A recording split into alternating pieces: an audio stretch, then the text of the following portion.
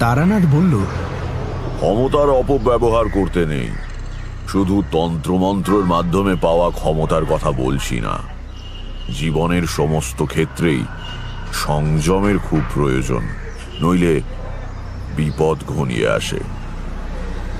তোমরা তো কলেজে পড়া ছোকরা, ইতিহাসে পড়েছ নিশ্চয়ই, ক্ষমতার অযথা ব্যবহার করতে গিয়ে বড় বড় রাজা রাজড়াদেরও কি অবস্থা হয়েছে। তারানাথের চাইতে বয়সে অনেক ছোট হলেও আমি বা কিশোরী আর ঠিক যাকে ছোকরা বলে সে দলে পড়ি না। তবু তারানাথ আমাদের মাঝে মাঝে ছোকরা বলে সম্বোধন করে এবং আমরা মেনে নিয়ে থাকি। কিশোরী বলল, তত্ত্ব কথা শুনতে ইচ্ছে করছে না, বরং ক্ষমতার অপব্যবহার বিষয়ক কোনো জমাটি গল্প বলেন তো শুনি।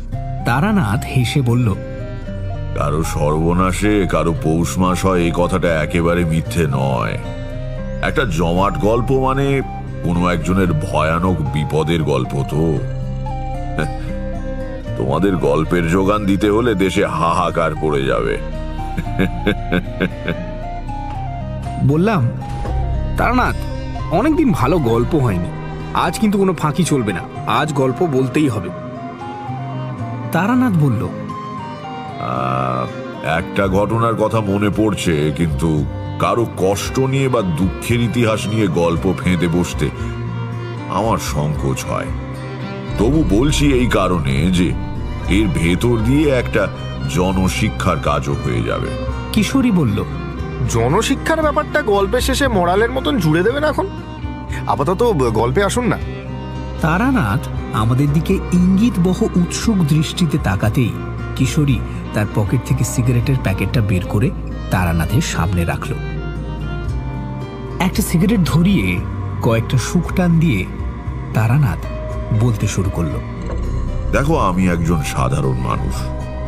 যাকে সাধক বলে আমি কিন্তু তা নই, কারণ সত্যিকারের সাধনা করবার সুযোগও আমি কোনোদিন পাইনি, পেলেও করতাম কিনা সন্দেহ।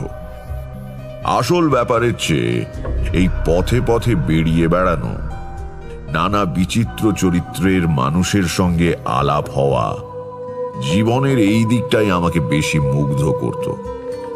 নইলে সত্যিকারের সাধনা করলে আমি অনেক দূর উঠতে পারতাম। তোমাদের এতদিন বলিনি, আমার একবার প্রকৃত তান্ত্রিক দীক্ষাও হয়েছিল। গুরুর নাম বলবো না, তার বারণ আছে। এবং আমার দীক্ষাও হয়েছিল শুভ লগ্নে। তান্ত্রিক দীক্ষা অনেক বিচার করে লগ্ন দেখে দিতে হয়। যেমন শুক্লপক্ষে দীক্ষা হয় না, কৃষ্ণপক্ষের পঞ্চমী সপ্তমী এসব তিথি খুব ভালো, অক্ষয় তৃতীয়া বা দশহরার দিন হতে পারে, কিন্তু তন্ত্রমতে এসবের চেয়েও প্রশস্ত দিনে আমার দীক্ষা হয়। কিশোরী বলল, যেমন? আমার দীক্ষা হয়েছিল সূর্যগ্রহণের সময়। গুরু যজ্ঞ শেষ করে আমার কপালে তিলক এঁকে যখন গলায় পদ্মবীজের মালা পরিয়ে দিলেন, তখন মাথার ঠিক ওপরে সূর্যে গ্রহণ লেগে রয়েছে। গুরু আমার কাঁধে হাত রেখে বলেছিলেন, তোর উন্নতি হবে, এমন লগ্ন সবাই পায় না। উন্নতি অবশ্য কিছু হয়নি, তবে কয়েকটা ক্ষমতা পেয়েছিলাম, সে তো তোমরা জানোই। গুরু এও বলে দিয়েছিলেন, বেটা, সাধনা করলে অসীম শক্তি পাবি, কিন্তু সেই শক্তি নিজের স্বার্থে অপরের ক্ষতি করবার জন্য কাজে লাগালে সর্বনাশ হবে। তন্ত্রের এই নিয়ম, সাবধান থাকিস, পা যেন না ফসকায়।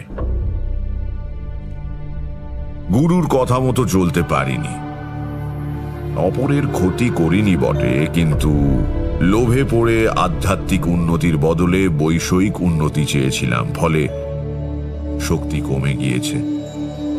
নেহাত মধুসুন্দরী দেবী বলেছিলেন, কোনোদিন ভাত কাপড়ের জন্য ভাবতে হবে না, তাই চলে যায় একরকম করে। যাক, এসব কথা।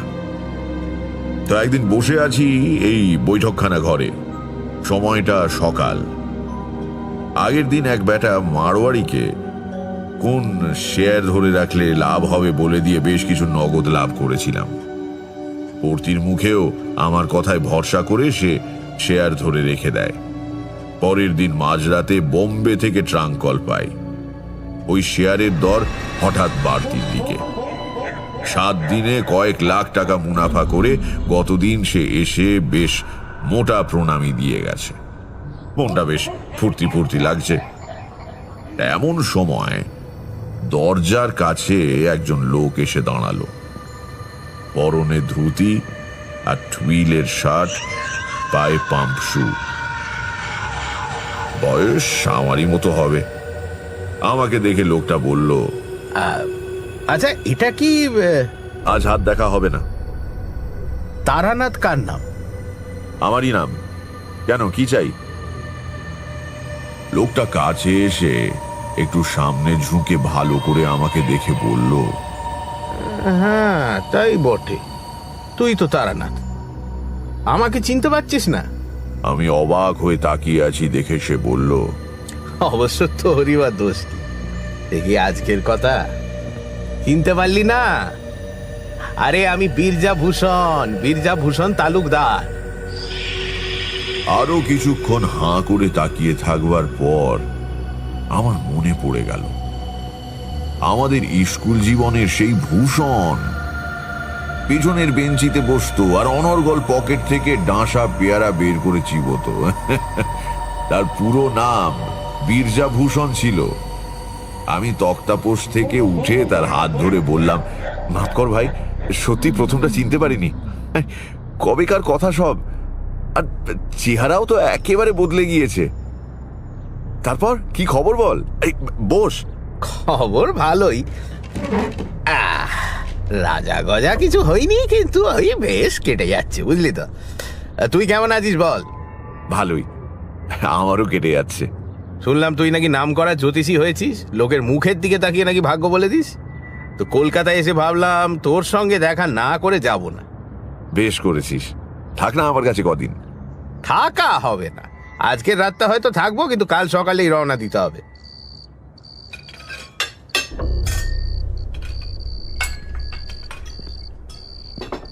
রাত্রিরে খাওয়া দাওয়া সেরে দুই বন্ধু বাইরের ঘরের চৌকিতে এসে বসলাম। ঘুম আর হলো না।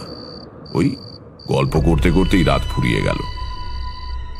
বীরজাভূষণ কলকাতায় এসেছিল একটা মামলার তদারকি করতে। ওদের সমস্ত সম্পত্তি বাবা মারা যাবার পর 2 ভাগে ভাগ হয়ে গিয়েছে। 1 ভাগ পেয়েছে বীরজা, অন্য ভাগ পেয়েছে তার আপন দাদা অম্বিকাভূষণ। দাদাকে পৈতৃক বাড়ি ছেড়ে দিয়ে নিজে একটু দূরে আলাদা বাড়ি তৈরি করে নিয়েছে। কিন্তু সম্প্রতি ভাগাভাগির ব্যাপারে কি একটা ত্রুটি বের করে অম্বিকাভূষণ ভাইয়ের বিরুদ্ধে মামলা শুরু করেছেন।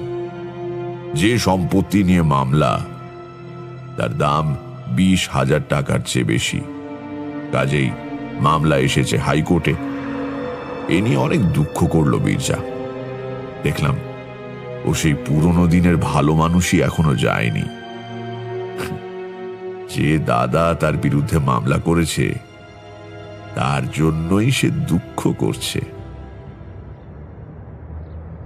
পরের দিন যাবার সময় বীরজা বলল, একবার আমাদের গাঁয়ে চল না, বেরিয়ে আসতে পারবি। দেশের দিকে তো যাসনি অনেকদিন, যাবি? কথাটা ঠিক। গ্রামে আমাদের বাড়িও প্রায় ধূলিসাৎ হয়ে পড়ে রয়েছে। থাকার বা দেখাশোনা করবার কেউ নেই। কাজেই কিসে টানে আর সেখানে যাব। অবশ্য বীরজার বাড়ি আমাদের গ্রামে নয়, মধ্যে আরেকটা গ্রাম পেরিয়ে প্রায় 3 মাইল দূরের চড়ুই টিপ নামের এক গ্রাম থেকে সে পড়তে আসতো।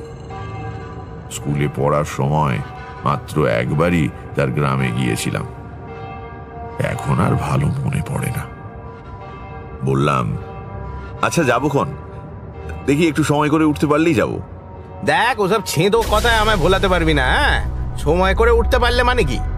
তুই কি কারো চাকরি করিস? ওসব বললে চলবে না। সামনের মাসের প্রথম দিকে আমায় আবার হয়তো কলকাতায় আসতে হবে, মামলার তারিখ পড়েছে। সেদিন তোর এখানেই উঠবো। তুই আগের দিন থেকে জিনিসপত্র গুছিয়ে রাখিস, ফেরবার সময় তোকে সঙ্গে নিয়ে যাব। বেশ, তাই হবে। পরের মাসে বীরজার সঙ্গে আমাদের গ্রামের স্টেশনে গিয়ে নামলাম কত বছর পরে। সেই হারানো শৈশবের সোনালী দিনগুলো স্বপ্নের মতো মনে আসে। হায়, যা যায় তা একেবারেই যায়। স্টেশন থেকে আমাদের গ্রাম 7 মাইল আর বীরজার গ্রাম মাইল 10। স্টেশনে নেমে দেখি আমাদের জন্য গরুর গাড়ি এসে দাঁড়িয়ে রয়েছে। বীরজা ব্যবস্থা করে রেখেছিল আগে থেকে। গরুর গাড়ি চেপে অনেক বছর পরে আবার কাঁচা রাস্তা দিয়ে দুলতে দুলতে যাওয়া এত ভালো লাগছিল যে বিচার করে দেখে বুঝতে পারলাম শহরে বাস করলেও শহরকে আমি আদৌ ভালোবাসি না। গ্রাম আমার রক্তে মিশে রয়েছে। চড়ুইটিপ গ্রামটা দেখতে ভারী ভালো। গ্রামের প্রান্ত দিয়ে বয়ে যাচ্ছে ছোট্ট একটি নদী। নদীর ধারে ঝোপঝাড়। সমস্ত গ্রামে কোথাও খুব ঘন জঙ্গল না থাকলেও ছাড়া ছাড়া গাছপালা প্রচুর। 3-4টে পাকা বাড়িও চোখে পড়ল। এছাড়া সবই হয় চালাঘর, নয়তো ওই করগেট টিনের ছাদওয়ালা বাড়ি। বীরজা আর তার দাদার বাড়ি পাশাপাশি, মাঝখানে এক টুকরো জমি। পাশাপাশি, কিন্তু মুখ দেখা দেখি নেই। যে বাড়িতে বীরজা আমাকে এনে তুলল সে বাড়ি সে নতুন করেছে। ছোটবেলায় আমি এসেছিলাম পাশের ওই পুরনো বাড়িতে, যেখানে এখন অম্বিকা ভূষণ থাকেন। শৈশবের স্মৃতিমণ্ডিত কোনো জায়গায় অনেক দিন পরে গেলে যে আনন্দ অনুভব করা উচিত, সেরকম কিন্তু খুব একটা হলো না। কারণ গ্রামে ঢুকতেই আমার একটা অদ্ভুত অনুভূতি হলো। তোমরা তো জানো, দেবী আমাকে কিছু অতিমানবিক ক্ষমতা দান করেছিলেন। গ্রামে ঢুকেই আমার মনে হলো এখানে একটা অমঙ্গলজনক কিছু ঘটছে। সেটা কি তা তখনই বুঝতে পারলাম না বটে, কিন্তু মনের ভেতর কেমন অস্বস্তি পাক খেতে লাগলো। বীরজা জিজ্ঞাসা করলো, কি হয়েছে? অমন মুখ করে রইলি কেন? কিছু না, এমনি। বীরজার বউটা ভারী ভালো, বেশ সাধ্যি মেয়ে। আমাকে আগে কখনো দেখেনি বটে, কিন্তু হাব ভাব দেখে বুঝতে পারলো আমি তার স্বামীর খুব বড় বন্ধু। চড়ুইটিপ গাঁয়ে এখনো শহুরে চালচলনের ঢেউ এসে দোলা দেয়নি। সেকালের মতো একটা জল ভর্তি গাড়ুর উপরে পাট করা গামছা এনে রেখে গেল বীরজার বউ। হাত মুখ ধুয়ে দুই বন্ধু বাইরের ঘরে তক্তা বসে বসে গল্প করতে লাগলাম। সবই আমাদের এই রঙিন হারিয়ে যাওয়া ছোটবেলার গল্প। গল্প করছি, কিন্তু পোকায় খাওয়া দাঁতের ব্যথা যেমন সর্বদা সব কাজের মধ্যে জানান দেয়, তেমনি মনের ভেতরকার অস্বস্তিটাকে কিছুতেই মুছে ফেলতে পারলাম না। বহুদিনের অভিজ্ঞতা থেকে জানি, আমার এই অনুভূতি সচরাচর ভিত্তিহীন হয় না। এই গ্রামে কোথাও একটা খারাপ কিছু ঘটছে। কি সেটা? আমি অন্যমনস্ক হয়ে যাচ্ছি দেখে বীরজা ভাবলো আমি বোধহয় ক্লান্ত। সে গল্পে ক্ষান্ত দিয়ে উঠে গিয়ে খাওয়া দাওয়ার আয়োজন কদ্দূর হলো দেখতে গেল। পরের দিন খুব ভোরে উঠে আমি আর বীরজা নদীর ধারে বেড়াতে গেলাম। ছোট্ট গ্রাম্য নদী, কিন্তু কচুরিপানায় তার স্রোত বন্ধ হয়ে যায়নি। বেশ কাকচক্ষু জল ধীর গতিতে বয়ে চলেছে। সকালের স্নিগ্ধ হাওয়ায় শরীর জুড়িয়ে যায়। একটু পরিষ্কার জায়গা দেখে দুজনে বসলাম। আমার বাঁ পাশে একটা বড় বাবলা গাছ, তার ডালপালা অনেকখানি জলের দিকে ঝুঁকে পড়েছে। গুঁড়ি থেকে কিছু ওপরে এক জায়গায় 3টে মোটা ডাল 3 দিকে বেরিয়েছে। সেখানে একটা কাকের বাসা। কাকের বাচ্চা হয়েছে বোধহয়। মা কাক বসে বাচ্চা পাহারা দিচ্ছে, আর বাবা কাক একটু বাদে বাদে কি যেন মুখে করে এনে বাচ্চাদের খাইয়ে যাচ্ছে। ওপারে চাষিরা জমিতে লাঙল দেবার উদ্যোগ করছে। গ্রামে এত সকালেই দিন শুরু হয়ে যায়, জানোই তো। শহরে অর্ধেক লোক বোধহয় তখনও বিছানা ছেড়েই ওঠে না। খোলা জায়গা, বেলা বেশি না হলেও রোদ্দুর ওঠার পর আর বসা গেল না। বীরজা বলল, চল উঠি, মমতা খাবার করে বসে আছে এতক্ষণ। ফেরবার সময় আগে পড়ে অম্বিকা ভূষণের বাড়ি। দেখলাম একজন প্রৌঢ় মানুষ, পরনে খাটো ধুতি, বেশ হৃষ্টপুষ্ট চেহারা, গলায় এক ছড়া মোটা রুদ্রাক্ষের মালা, বসে বসে তামাক খাচ্ছেন। সেদিকে না তাকিয়ে বীরজা চুপি চুপি বলল, ওই আমার দাদা। অম্বিকা ভূষণ আমাদের দিকে তাকিয়েও দেখলেন না। আমরা বাড়ির সামনে দিয়ে পার হয়ে যাবার আগেই ভেতর বাড়ি থেকে একজন লাল কাপড় পরা সন্ন্যাসী গোছের চেহারা লোক বেরিয়ে এসে অম্বিকা ভূষণের পাশে বসে একবার আমাদের দিকে তাকালো। বিশ্রী দৃষ্টি লোকটার, মাথায় সামান্য জটাও আছে, নিম্ন শ্রেণীর তন্ত্র সাধকের মতো চেহারা। জায়গাটা পার হয়ে গিয়ে জিজ্ঞাসা করলাম, এই বিজা, ওই লোকটাকে রে, বাড়ির ভেতর থেকে বেরিয়ে এলো? তোর দাদার গুরু নাকি? পেছন ফিরে একবার দেখে বীরজা বলল, না, দাদা মন্ত্র নাই না, সাধু সন্ন্যাসী করার খুব ঝোঁক। মাঝে মাঝেই 2-4টেকে এনে পোষে। এই ব্যাটাকে দেখছি আজ কয়েকদিন যাবত, কিছুদিন শুষে চলে যাবে আর কি। দুপুরে দুজন বৈঠকখানায় বসে কথাবার্তা বলছিলাম। বহুদিন পরে শহর থেকে বাইরে বেরিয়ে যেন হাঁপ ছেড়ে বেঁচেছি। কোলাহল নেই, লোকজনের ঝামেলা নেই। রোজ সকালে বাজার থেকে শুঁটকো তরকারি আর আধ পচা মাছ কিনে আনবার কোনো তাড়া নেই।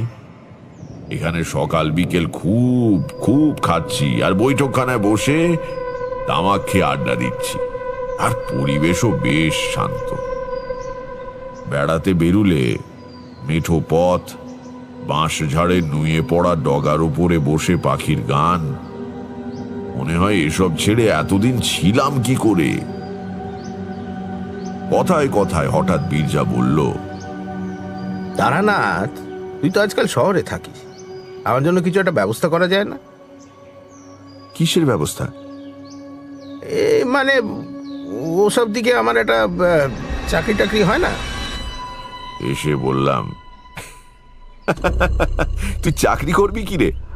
তোর বংশে কেউ কোনোদিন পরের কাজ করেনি, আর তাছাড়া সেরকম কারুর সঙ্গে আমার পরিচয়ও নেই। মনে হয় দাদার সঙ্গে এই মামলা আমি পেরে উঠবো না রে। যদি জিতি তাহলে সর্বশান্ত হব, তখন তো চাকরি ছাড়া আর উপায় থাকবে না ভাই। এই কথার আর কি উত্তর দেব? চুপ করে বসে রইলাম। রাত্রির বেলা গরমে ঘুম আসছিল না। এই 2 দিন বীরজার বাড়িতে থাকাকালীন মনের এই অস্বস্তির ভাবটা কিন্তু দূর হয়নি।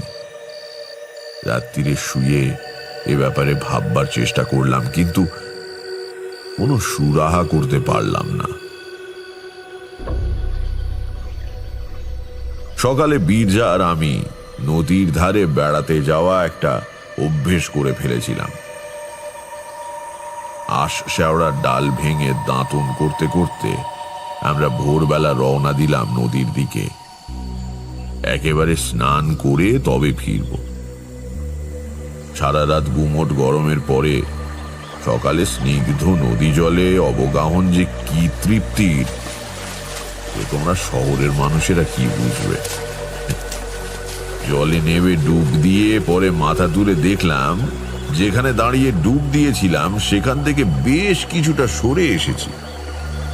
বীরজা হেসে বলল, হ্যাঁ, আমাদের ছোট নদী হলেও স্রোতের বেশ টান আছে, কি বল? কিন্তু পরশু সকালেও তো টান ছিল না, হঠাৎ বাড়লো কেন? ও হয়, এমনিতে জোয়ার ভাটা বিশেষ খেলে না, কিন্তু অমাবস্যা আর পূর্ণিমার সময় স্রোত বাড়ে। অমাবস্যা কবে? তা ঠিক জানি না, 3-4 বাকি আছে বোধহয়। স্নান সেরে পাড়ে দাঁড়িয়ে গা মুছতে মুছতে নদীর ধারের ঝুঁকে পড়া বাবলা গাছটার দিকে চোখ পড়ল। প্রথমটা খেয়াল করতে পারিনি, পরে হঠাৎ মনে হলো গাছটাই কি যেন একটা নেই, একটা জায়গা যেন কেমন ন্যাড়া ন্যাড়া দেখাচ্ছে। কি নেই ওখানে? পরক্ষণেই বুঝতে পারলাম সেই কাকের বাসাটা। কিরে, কি হয়েছে তোর? কি দেখছিস ওদিকে? দেখ, কাকের বাসাটা আর নেই। কাকের বাসা? হ্যাঁ, কালকেও এখানে ওই ডালের তেকোনায় একটা কাকের বাসা দেখে গিয়েছি, আজ আর দেখছি না। কি হলো বলতো? কাল তো ঝড়টর হয়নি যে পড়ে যাবে? বীরজা শুকনো কাপড় পরতে পরতে বলল, যা, ঝড়ে কখনো কাকের বাসা পড়ে? দারুণ শক্ত করে বাসা বাঁধে। অবশ্য খুব বড় ঝটকা হলে হয়তো পড়তে পারে। কিন্তু সেরকম তো হয়নি। ছাড় না, একটা কাকের বাসা নিয়ে মাথা ঘামাবার কি আছে? আয়, কি ঘটতে চলেছে জানলে কি বীরজা অত শান্তভাবে কথাগুলো বলতে পারত? এই ঘটনার পরেও কিন্তু আমি কিছু আন্দাজ করতে পারিনি, পারা সম্ভবও ছিল না। কিন্তু কখনো কখনো জীবনে আশ্চর্য অঘটনের ভিড় লেগে যায়। সকালে যার কথা খুব ভেবেছি, বিকেলে 10 বছর পরে হয়তো সেই বন্ধু এসে হাজির হলো, কিংবা হয়তো সকালে একটা তালা এবং বিকেলে সেই তালাটারই চাবি রাস্তায় কুড়িয়ে পাওয়া যায়। এর পরের দিনই সে ধরনের একটা ব্যাপার ঘটায়। আমি মনে মনে 2 আর 2 যোগ করে দিলাম। চড়ুই টিপ থেকে মাইলাস্টেক পশ্চিমে বসন্তপুর বলে একটা গ্রাম আছে। সে গ্রামের কল্যাণেশ্বর শিব খুব জাগ্রত। প্রতি বছর চড়কের সময় বড় মেলা বসে। মন্দিরও নাকি বহুদিনের পুরনো। গায়ে পোড়ামাটির কাজ রয়েছে শুনে বীরজাকে বলেছিলাম একবার দেখতে যাবার কথা। বীরজা গ্রামের আবিদ শেখকে বলে রেখেছিল পরের দিন সকালে তার ঘোড়ার গাড়ি নিয়ে আসতে। সমস্ত গ্রামে ওই আবিদেরই একমাত্র গাড়ি। মাঝে মাঝে স্টেশনে গিয়ে ভাড়া খাটে, অবসর সময় পড়ে পড়ে ঘুমোয়। সকালে তৈরি হয়ে বসে আছি, কিন্তু বেলা ক্রমে বেড়ে চলে, আবিদ শেখ আর গাড়ি নিয়ে আসে না। বীরজা বিরক্ত হয়ে বলল, ধুর, যত সব কুঁড়ে লোককে নিয়ে কারবার। এত বেলা হয়ে গেল, আজ আর রওনা হওয়া যাবে না। গেলে ফিরতে বিকেল হয়ে যাবে। নে, জামা কাপড় খুলে ভালো করে বস। এইসব বলা কওয়া হচ্ছে এমন সময় ম্লান মুখে আবিদ শেখ এসে উপস্থিত। বীরজা গেল চোটে। এ কেমন তোমার কাণ্ড জ্ঞান আবিদ? হ্যাঁ, সে কখন থেকে বসে আছি, আজ আর যাওয়াই হলো না। কি হয়েছিল তোমার? গাড়ি কই? আবিদ শেখ বিষণ্ণ মুখে বলল, আর বলবেন না কর্তা, সকালে উঠে ঘোড়া জুতে গাড়ি নিয়ে আসছিলাম, কিন্তু ঘোড়া কিছুতেই গাড়ি টানবে না। কত গুঁতো গাঁথা দিলাম, তবু ঘোড়া দেখি ঠায় দাঁড়িয়ে। অনেক দিনের পোষা জানোয়ার কর্তা, কথা বললে শোনে। পরে মনে হলো ওর ঘাড়ে ব্যথা হয়েছে কোনো কারণে, গাড়ি টানতে গেলে ব্যথা লাগছে। নেমে এসে দেখি ঠিক তাই, ঘাড়ের কাছে একটা বেশ বড় কাটার দাগ। ও ঘোড়া নিয়ে আজ আর বেরোনো যাবে না কর্তা। জোর করে চালাতে গেলে মাঝপথে খেপে টেপে গিয়ে গাড়ি উল্টে দিতে পারে। ঘোড়া জখম হলো কি করে? জোয়ালে পেরেক টেরেক কিছু আছে নাকি? আগে না, সে আমি দেখেছি। তাহলে? মাথা চুলকে আবিদ শেখ বলল, আমিও তো তাই ভাবছি, কিসে ঘা খেলো জানোয়ারটা। যাকগে, যাও তুমি। তোমার ঘোড়া ভালো হয়ে ওঠা অবধি যদি আমার বন্ধু থাকে, তাহলে একদিন মন্দির দেখতে যাওয়া যাবে। আবিদ শেখ চলে যেতে বীরজা আমার দিকে তাকিয়ে বলল, লোকটা মিথ্যে কথা বলছে কিনা ঠিক বুঝতে পারলাম না। আবিদ এমনিতে ভালো, কিন্তু বড্ড কুঁড়ে। হয়তো আজ আর মেহনত করার ইচ্ছে নেই। ঘোড়া ফের রাস্তা বলে তুলে দিয়ে সারাদিন পরে ঘুমোবে, দেখিস। আমি তখন দুয়ে দুয়ে যোগ দিচ্ছি। বললাম, না হে, লোকটা বোধহয় মিথ্যে কথা বলছে না। বীরজা একটু অবাক হলো, বলল, তার মানে তুমি ওর ভালো মানুষের মতো মুখ দেখে গলে গেলে নাকি? আবিদ কিন্তু ভয়ানক মিথ্যাবাদী। হ্যাঁ, তা হতে পারে, তবে এবার বোধহয় সত্যি কথাটাই বলছে। কি বলতে গিয়ে বীরজা থেমে গেল, একটু ইতস্তত করে বলল, হবেও বা, তোর তো আবার কি সব ক্ষমতা টমতা আছে লোকের মুখ দেখে মনের কথা বলে দেবার। আমি এই নিয়ে আর কথা বাড়ালাম না। বীরজাও চুপ করে গেল। সকালে বসন্তপুর যাবার জন্য তৈরি হয়ে বসেছিলাম, কাজেই নদীর ধারের দৈনন্দিন ভ্রমণ আজ আর হয়ে ওঠেনি। দুপুরে খাওয়ার পর নিটোল একটি দিবানিদ্রা দিয়ে উঠে দেখলাম বেলা গড়িয়ে গিয়েছে। এখনই বেরিয়ে পড়লে কিছুক্ষণ নদীর ধারে বসা যায়। মুখে চোখে জল দিয়ে রওনা দিলাম।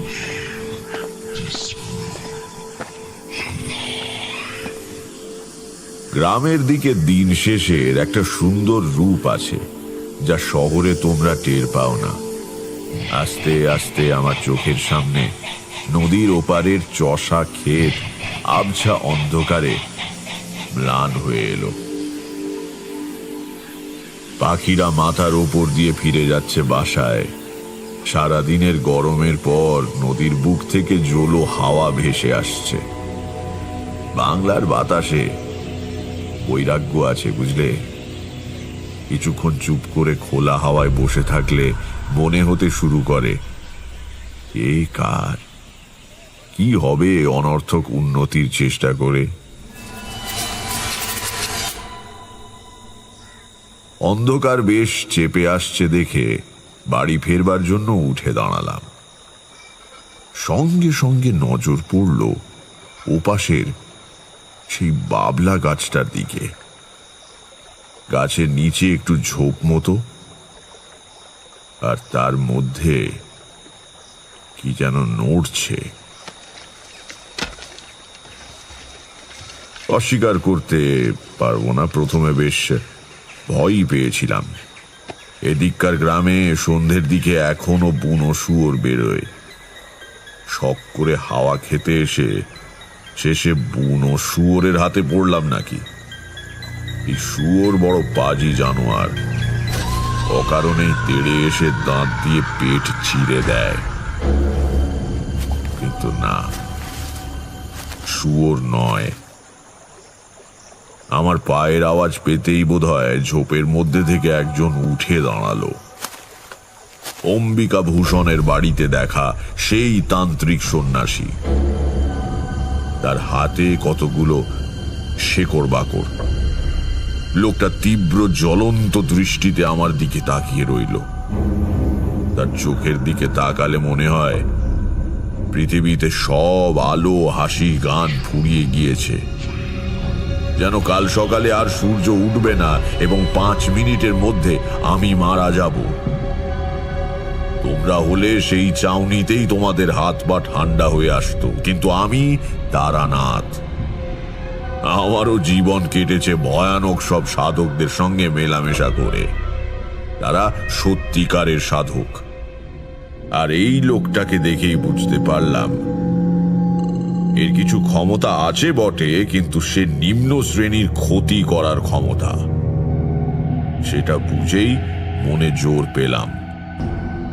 লোকটা আমার দিকে তাকিয়েই আছে। আমি তার চোখে চোখ রেখে বললাম, কি শ্বেত সর্ষে জোগাড় হলো? মুহূর্তের মধ্যে তার মুখে বিস্ময়, ক্রোধ ইত্যাদি কয়েকটা অভিব্যক্তি খেলে গেল। আমার দিকে এক পায়ে এগিয়ে এসে অদ্ভুত কর্কশ গলায় বলল, তুমি কি করে জানলে? আবার বললাম, কাকের বাসা তো আগেই সংগ্রহ হয়েছে। নিম পাতা কি কালকে পাড়া হবে না পরশু? পরশুই তো অমাবস্যা, তাই না? সে কিছুক্ষণ আমার দিকে স্থির চোখে তাকিয়ে রইল। তারপর আস্তে আস্তে প্রত্যেকটি কথা গরম লোহার মতো বিধিয়ে দিয়ে বলল, তুমি জেনেছ তাহলে? তাই তোমাকে দেখে সেদিন আমি বোকা, আমারই আগে বোঝা উচিত ছিল। তারপরেই তার চোখ আবার দপ করে জ্বলে উঠল। মাথাটা সামনে ঝুঁকিয়ে সে বলল, কিন্তু বিশেষ লাভ কিছু হবে না। এক সাধকের অভিচার ক্রিয়ায় বাধা দেওয়া নিয়ম বিরুদ্ধ, জানো তো? হ্যাঁ, দিয়েও সুবিধে করতে পারবে না। আমার যা করবার আমি করবই, বাধা দিলেও লাভ হবে না, আমার ক্রিয়ার ফল হবেই। দেখা যাক। সে কয়েক মুহূর্ত আমার দিকে তাকিয়ে থেকে, বেশ, দেখো তাহলে, বলে পেছন ফিরে হাঁটতে শুরু করলো। খুব মন খারাপ নিয়ে বীরজার কাছে ফিরলাম। আমি নিজের অভিজ্ঞতা থেকে জানি, এসব সাধকদের ভালো করার ক্ষমতা না থাকুক, ক্ষতি করবার শক্তি কিন্তু খুবই থাকে। কিশোরী হঠাৎ জিজ্ঞেস করলো, কিন্তু আমরা যে অন্ধকারে রয়ে গেলাম, আপনি কিভাবে দুইয়ে দুইয়ে 4 করলেন বললেন না? তারানাথ হেসে বলল, তাও তো বটে। গল্প বলতে বলতে ভুলে গিয়েছিলাম যে তোমরা এসব ব্যাপার কিছুই জানো না। আচ্ছা বলি, শোনো। প্রথমে নদীর ধারের বাবলা গাছ থেকে কাকের বাসাটা অদৃশ্য হয়ে যাওয়াতে আমার মনের ভেতরে টনক নড়ে ওঠে। তোমাদের এই জিনিসটা ব্যাখ্যা করে বোঝাতে পারবো না। বহু অভিজ্ঞতায় শ্মশানে শ্মশানে ঘুরে একটু একটু করে এটা দাঁড়িয়ে গিয়েছে। কখনো মুন্ডমালা তন্ত্র অথবা হংস পারমেশ্বর নামে কোনো বইয়ের নাম শুনেছ? আমি বললাম, কই না তো। তারানাথ বলল, সেই বইয়ে শ্বেত বগলা নামে এক দেবীর উল্লেখ রয়েছে। তার পুজো করে তারপর উচাটন ক্রিয়া করতে হয়। কারুর ক্ষতি করবার জন্য যে তান্ত্রিক ক্রিয়া, তারই নাম উচাটন। অমাবস্যার দিন ছাড়া শ্বেত বগলার পুজো হয় না। ঘোড়া আর মোষের রক্ত মিশিয়ে কালি তৈরি করতে হয়। তারপর কাকের পালকের কলম দিয়ে যার সর্বনাশ করতে চাও তার নাম একটা নিম পাতার ওপর ওই রক্ত দিয়ে লিখতে হবে। লেখার সময় একটা মন্ত্র উচ্চারণ করতে হয়, সেটা অবশ্যই তোমাদের বলবো না। এরপর ষোড়শোপচারে শ্বেত বগলার পুজো করে হোম করতে হবে। যজ্ঞের সমিধ হচ্ছে সাধারণত বেলকাঠ বা জগডুমুরের কাঠ, কিন্তু এই যজ্ঞ করতে হয় কাকের বাসার সরু সরু কাঠি দিয়ে। প্রত্যেকটি কাঠি যজ্ঞের আগুনে দেবার আগে শ্বেত সর্ষের তেলে ভিজিয়ে নিতে হয়। পূর্ণাহুতি দেবার সময় ওই শত্রুর নাম লেখা নিম পাতাটি যজ্ঞের আগুনে দিলেই কাজ শেষ। এবার আগুন নিভে গেলে যজ্ঞকুণ্ড থেকে কিছুটা ভস্য তুলে শত্রুর বাড়িতে নিক্ষেপ করলে কয়েকদিনের মধ্যেই তার ভয়ঙ্কর সর্বনাশ উপস্থিত হবে। উফ, কি ভয়ানক! ভয়ানকই বটে। এই জন্যেই বীরজার জন্য চিন্তিত হয়ে পড়েছিলাম। রাত্রিরে বাইরের ঘরে বসে গল্প করতে করতে বীরজা বলল, এই তোকে এরকম দেখাচ্ছে কেন রে? শরীর খারাপ নাকি? আচ্ছা শোন বীরজা, কাল একটা পুজো করব ভাবছি। ফর্দ করে দেবো, কতগুলো জিনিস আনিয়ে দিস তো। রাত্রিরে পুজো হবে। পুজো? কিসের পুজো? এমনি তোর সময়টা ভালো যাচ্ছে না, ভাবছি একটা স্বস্তায়ন গোছের করে দেব। বীরজা বোকা নয়। সে উঠে এসে আমার হাত দুটো ধরে বলল, কি ব্যাপার বল দেখি। আমায় ভোলাবার চেষ্টা করিস না। যদি কিছু বুঝে থাকিস আমাকে বল। আমার কি কোনো বিপদ আসছে? ভেবে দেখলাম বীরজার কাছে আসল ঘটনা লুকিয়ে কোনো লাভ নেই, বরং তৈরি থাকলে ও যাই আসুক না কেন তার সঙ্গে অন্তত যুদ্ধ করতে পারবে।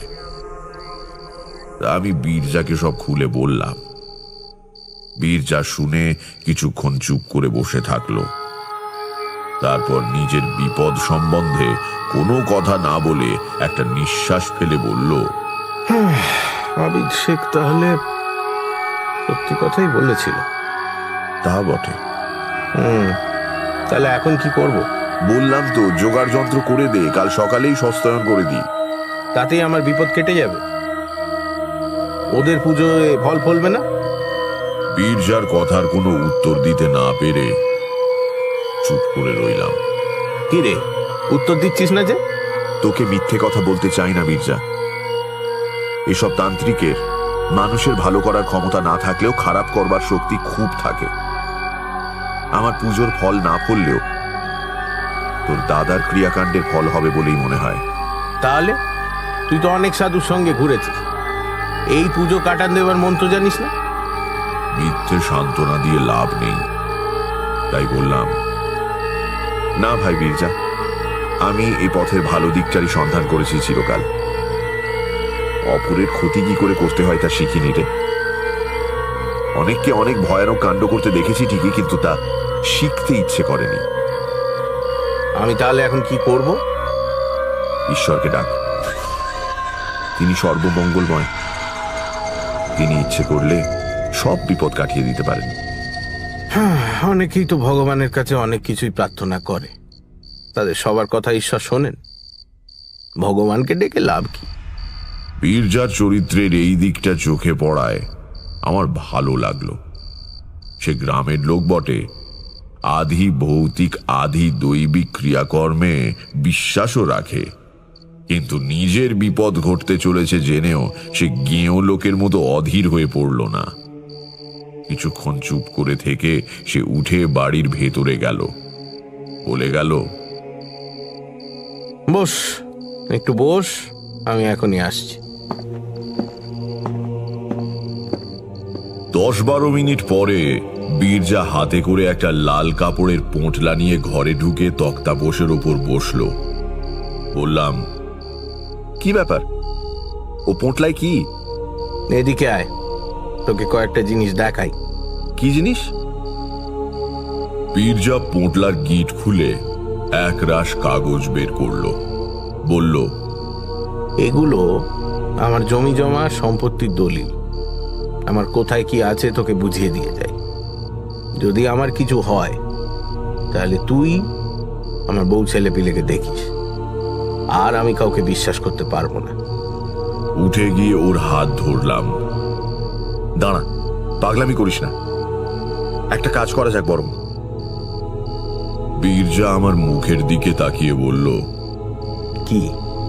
তুই কোনো তীর্থে চলে যা সপরিবারে। তাতে কি হবে? তীর্থে থাকলে অমঙ্গল হয় না, কারো কোনো অভিশাপ ফলে না। তুই তুই ঠিক বলছিস? অন্তত কম ফল হয়, ঈশ্বরের স্থান তো। বীরজা কয়েক মুহূর্ত চুপ করে ভেবে বলল, বেশ, তো তাহলে তুইও চল আমার সঙ্গে। অবাক হয়ে বললাম, আমি আমি কি করে এখন? বীরজা দৃঢ় গলায় বলল, ও সব চলবে না। তোর কথায় আমি এই বিপদ মাথায় করে বাড়ির সবাইকে নিয়ে তীর্থ করতে যাব। যদি তাতেও কোনো ফল না হয় আর আমি বিদেশেই মরে যাই, তখন বউ ছেলে পুলের কি হবে? ওরা পথ ঠিক করে বাড়ি ফিরতেও পারবে না। তুই বুদ্ধি যখন দিয়েছিস তখন তোকেও সঙ্গে যেতে হবে। বীরজার দিকে তাকিয়ে মায়া হলো। বেচারা ভয় পেয়েছে খুব, কিন্তু চরিত্রের দৃঢ়তা দিয়ে সেই ভয়কে মুখে ফুটে উঠতে দেয়নি। এখন ওকে একলা ছেড়ে দেওয়া উচিত নয়। বললাম, আচ্ছা, যাব তোর সঙ্গে। কবে রওনা দিতে চাস? কাল সকালে। সে কি, হঠাৎ কোথাও কিছু নেই, এক রাত্রিরে সব গোছগাছ করবি কি করে? সে আমি পারবো, আর এমন কি বা নেবার আছে, হয়ে যাবে এখন। কিন্তু টাকা কড়িরও তো প্রশ্ন আছে। তার জন্য আটকাবে না। এসব দেশগাঁ জায়গা, আমরা ব্যাংকে টাকা রাখি না। 2-4 টাকা যা আছে তা বাড়িতেই। কালই চল। চল তাহলে। কোথায় যাবি? একটুও না ভেবে বীরজা বলল, কাশিতে। খুব দেখার ইচ্ছে ছিল, এই সুযোগে হয়ে যাবে। তারপর একটু চুপ করে থেকে আবার বলল, তারপর ধর সত্যি যদি আর না ফিরি, তাহলে হিন্দু ছেলে কাশিতে অন্তত মরতে পারবো।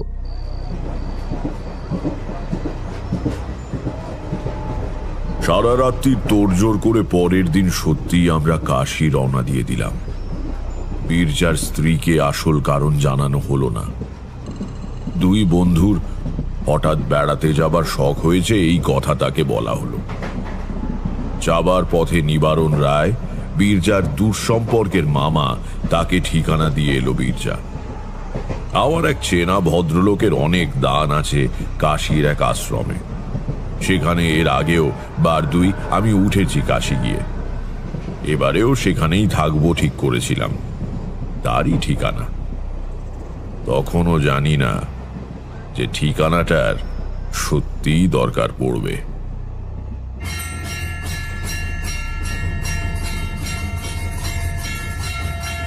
অমাবস্যার দিনই সকালে কাশী পৌঁছলাম। গঙ্গা স্নান করে সেদিনই বাবা বিশ্বনাথের পুজো দেওয়া হলো। বেচারা বীরজার বউ জানে না স্বামী কেন এত তাড়াহুড়ো করে কাশী এসেছে। সে আনন্দ করে সব দেখে বেড়াচ্ছে। পাড়া গাঁয়ের বউ এর আগে বিশেষ বাইরে বেরোয়নি কখনো। খুব খুশি। বীরজা মাঝে মাঝে কাষ্ঠ হাসি হাসছে, কিন্তু সে হাসিতে কোনো রং নেই। সেদিন রাত্রিটা আমরা দুই বন্ধু এক জায়গায় বসে প্রায় জেগেই কাটিয়ে দিলাম। কিছুই ঘটল না। এই ভয়ঙ্কর সময়টা কেটে যেতে বীরজাও যেন মনে একটু বল ফিরে পেল।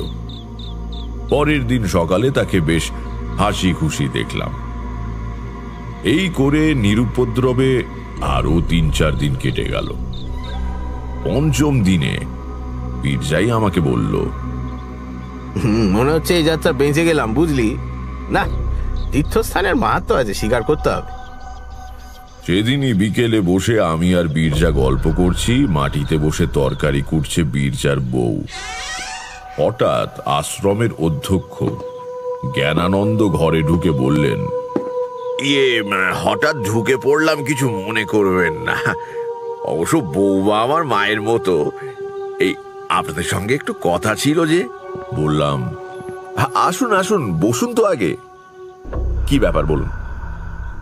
জ্ঞানানন্দ তাঁর হাতে ধরা হলুদ রঙের এক টুকরো কাগজ আমাদের দিকে বাড়িয়ে দিয়ে বললেন, বীরজাভূষণ কার নাম? একটা তার এসেছে। আশ্রমে তার এলে আমি সই করে নিয়ে পৌঁছে দিই। এই দেখুন তো কি খবর, কোনো বিপদ টিপদ নয় তো? বিপদ আর কি হবে, বীরজা তো সমস্ত পরিবার নিয়ে এখানে। তার খুলে বীরজার চোখ মুখ কেমন যেন হয়ে গেল। জিজ্ঞেস করলাম, কি হয়েছে বীরজা, কি খবর কি? বীরজা আমার দিকে তারটা বাড়িয়ে দিয়ে বলল, দাদা তার পাঠিয়েছেন, পড়ে দেখ। পড়ে দেখলাম। অম্বিকা ভূষণেরই করা তার বটে। বিশেষ কিছু লেখা নেই, শুধু বলা হয়েছে, অবিলম্বে ফিরে এসো, বাড়িতে বিপদ। বীরজার দিকে তাকিয়ে বললাম, কি বিপদ বলে মনে করিস? তা কি করে বলবো, কিছু তো বলা হয়নি। তাছাড়া দাদা হঠাৎ, যার জন্য এত কাণ্ড, ধুত্তর আমার মাথাটাই গুলিয়ে যাচ্ছে। চল ফিরি। নিশ্চয়ই কিছু গুরুতর হয়েছে, নইলে দাদা তার করতেন না। ট্রেনে আসতে সমস্ত পথ বীরজা বলল, রক্তের টান, বুঝলি? দাদা ভুল বুঝতে পেরে আমাকে আবার ডেকেছে। আমি তার কথার উত্তর দিইনি তখন, কারণ হঠাৎ আমার মনের মধ্যে আবার সেই পুরনো অমঙ্গলের ধ্বনি বেজে উঠেছে, যেন অবিলম্বে একটা অশুভ কিছু ঘটতে চলেছে। এর ওপর বীরজাকে আর কিছু বলে ভয় দেখিয়ে লাভ নেই। কিন্তু আমি জানি কিছু একটা ঘটবেই বা ঘটছে। আমার এই অনুভূতি মিথ্যে হয় না, হলো তাই। গরুর গাড়ি নিয়ে স্টেশন থেকে একেবারে অম্বিকা ভূষণের বাড়ির সামনে গিয়ে নামা হলো। মালপত্র গাড়িতেই রেখে আমরা ঢুকলাম বাড়িতে। চারদিকে কেমন একটা থমথমে ভাব। বাইরের ঘরে কেউই নেই। বীরজা অন্দরের দিকে পা বাড়াবে এমন সময় স্বয়ং অম্বিকা ভূষণ এসে ঘরে ঢুকলেন। বীরজা নিচু হয়ে তার পায়ের ধুলো নিয়ে প্রণাম করে বলল, কি হয়েছে দাদা, তার করেছো কেন? উত্তরে অম্বিকা ভূষণ ভাইকে জড়িয়ে ধরে কেঁদে ফেললেন।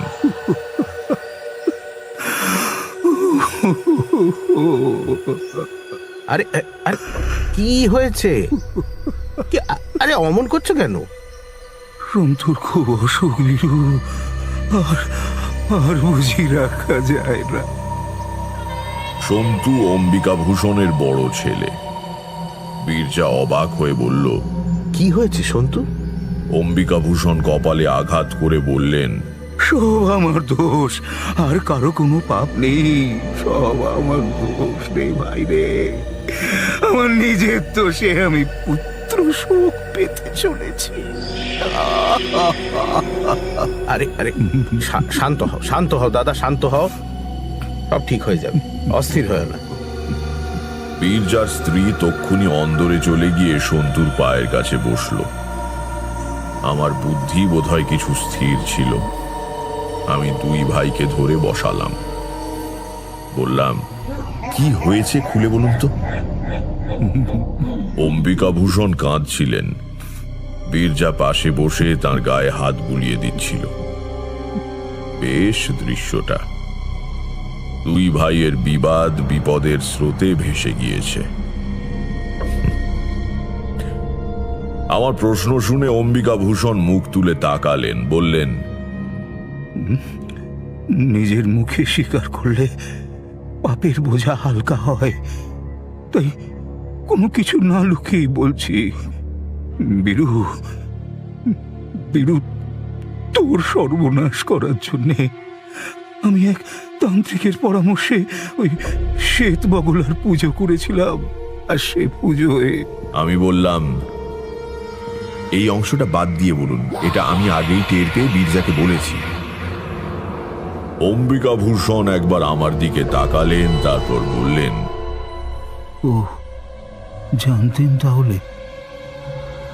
যাই হোক, পুজোর পরে হোম করে সেই হোমে ছাই নিয়ে বীরুর বাড়িতে ফেলবার দরকার ছিল। বেটা তান্ত্রিক এই কাজটা আমাকেই করতে বলল। কি আর বলবো, তখন শয়তান আমার বুদ্ধি কেড়ে নিয়েছিল। এই সময় বীরু ও কাশিতে, বাড়ি ফাঁকা। কাজেই আমিও ভাবলাম সুবিধেই হলো। অমাবস্যার দিন প্রায় সারা রাত্রির পুজো হলো। হোম শেষ হতে হতে শেষ রাত্রির কলা পাতায় মুড়ে খানিকটা ছাই আমার হাতে তুলে দিয়ে তান্ত্রিক বলল, এই নাও, এবার যাও, সাবধান, অন্য কোথাও যেন না পড়ে, তাহলেই সর্বনাশ। যাও। তখনও ভোর হতে দেরি আছে। বীরুর বাড়ির পাঁচিলের পাশে গিয়ে দাঁড়ালাম।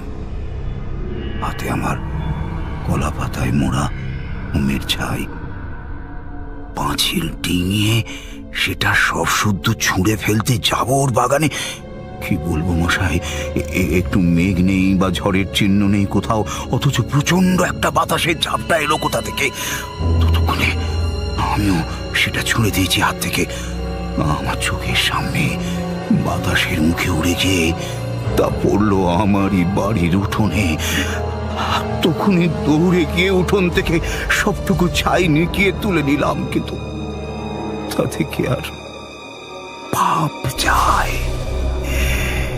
গত পরশু থেকে সন্তু বাবা আমার কেবলই রক্ত বমি করছে। বীরজা ব্যস্ত হয়ে বলল, কোন ডাক্তার দেখেছে? কোনো ডাক্তার কি বাকি আছে? বিকেলে এই সদর থেকে বড় ডাক্তার এসেছিলেন। নিবারণ কলকাতা গিয়েছে মর্গান সাহেবকে আনতে। কাল সকাল নাগাদ এসে পৌঁছবে মনে হয়।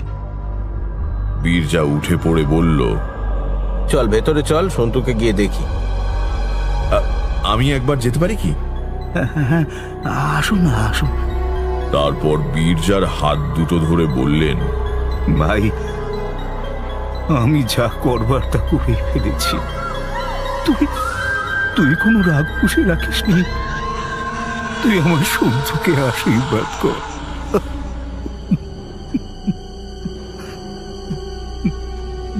অমন করে বলছো কেন দাদা? সন্তু আমার নিজের ছেলের মতো।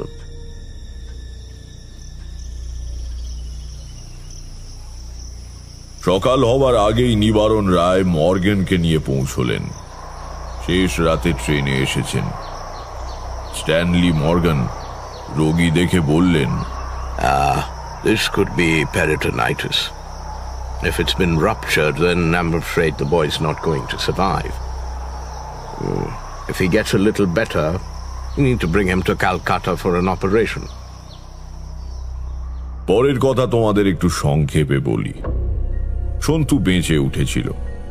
আমাদের সবার মিলিত প্রার্থনার জোরেই হোক বা অম্বিকাভূষণের অনুতাপে ঈশ্বর দয়া করার জন্যই হোক, সন্তু 3 দিনের দিনে একটু ভালো হয়ে উঠল। ডাক্তার মর্গান নিজে তার অপারেশন করেন। সে ভালো হয়ে ওঠে। 2 ভাইয়ের ঝগড়াও চিরকালের জন্য মিটে যায়। কিন্তু তান্ত্রিক প্রক্রিয়ায় অপরের ক্ষতি করতে গিয়ে মানুষ নিজের কি বিপদ ডেকে আনে দেখলে তো? বোধহয় ভগবানই অম্বিকাভূষণকে একটু শাস্তি দিতে চেয়েছিলেন। নইলে সামান্য বাতাসের চিহ্ন নেই কোথাও। অথচ অমন হবে কি করে? কিশোরী বলল, আচ্ছা, সে তান্ত্রিকের কি হলো? সে পরের দিনই লোটা কম্বল নিয়ে কাউকে না বলে ভেগেছিল। প্রাণের ভয় সবারই আছে তো। সন্তুর অসুখের ব্যাপারটা তো কাকতালীয় হতে পারে। তারানাথ কড়া চোখে তাকিয়ে বলল, পাষণ্ড কোথাকার। আর যদি কখনো তোমাদের গল্প বলেছি